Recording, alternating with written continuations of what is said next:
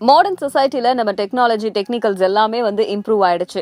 எல்லாமே முன்னு நோக்கி போய்கிட்டு இருக்க இந்த நேரத்துல நம்ம யங்ஸ்டர்ஸ் எல்லாருமே ஹெல்தியான பழமையை நோக்கி பின்னாடி போயிட்டு இருக்காங்க. அது ஃபுட் வகையிலயா இருக்கட்டும், அதே மாதிரியே நம்ம பண்ற எக்ஸசைசஸா இருக்கட்டும், ஜிம்ல இருக்கிற எக்யூப்மெண்ட்ஸ், அது மூலமா பண்ற எக்ஸசைசஸ், இதெல்லாம் இப்பதான் வந்துச்சு. ஆனா ஆரம்ப காலத்துல இருந்து யோகா இதுதான் அப்பல இருந்து நம்ம கிட்ட இருந்துச்சு. இந்த யோகா பண்றதுனால நமக்கு என்னென்ன மாதிரியான பலன்கள் இருக்கு அப்படின்னு கேட்டா, யோகா உங்களோட ஸ்கெலட்டல் அண்ட் மஸ்குலர் சிஸ்டத்தை இம்ப்ரூவ் பண்ணுது. அது மட்டும் இல்லாம உங்களோட மெட்டபாலிக் சிஸ்டத்தை பூஸ்ட் பண்ணுது. ஸ்ட்ரெஸ்ஸோ இல்ல நர்வஸ் சிஸ்டம் எதுவா இருந்தாலும் அதை ஸ்டேபிள் பண்ணுது. உங்களோட மொத்த பாடிக்கும் பெர்ஃபெக்டான ஒரு ஷேப்பை கொடுக்குது.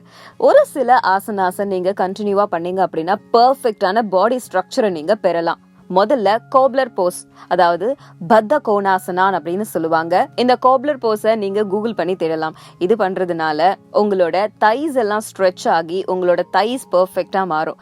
அடுத்தது பச்சு முத்தாசனா, பெண்ட் நீ ட்ரங்க் ஃபிளெக்ஷன் அப்படின்னு சொல்லுவாங்க. கால்களை நேரா நீட்டி உட்கார்ந்து முன்னாடி பெண்ட் பண்ணி உங்களோட கைகளால கால்களை தொடணும். அடுத்தது பிளாங்க். இது நார்மலா ஜிம்லயும் சொல்லுவாங்க, யோகாலயும் இருக்கு.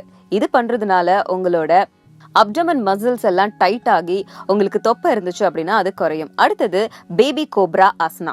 அடுத்தது சர்பாசனா, பேபி கோப்ரா போஸ்டர்.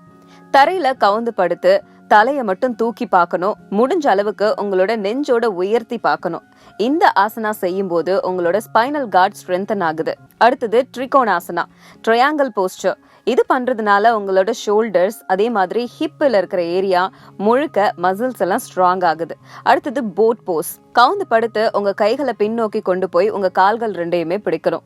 கால்களை மடக்கி நிமிர்ந்து படுத்து உங்களோட இடுப்பு பகுதியை மட்டும் மேல் நோக்கி தூக்கணும்.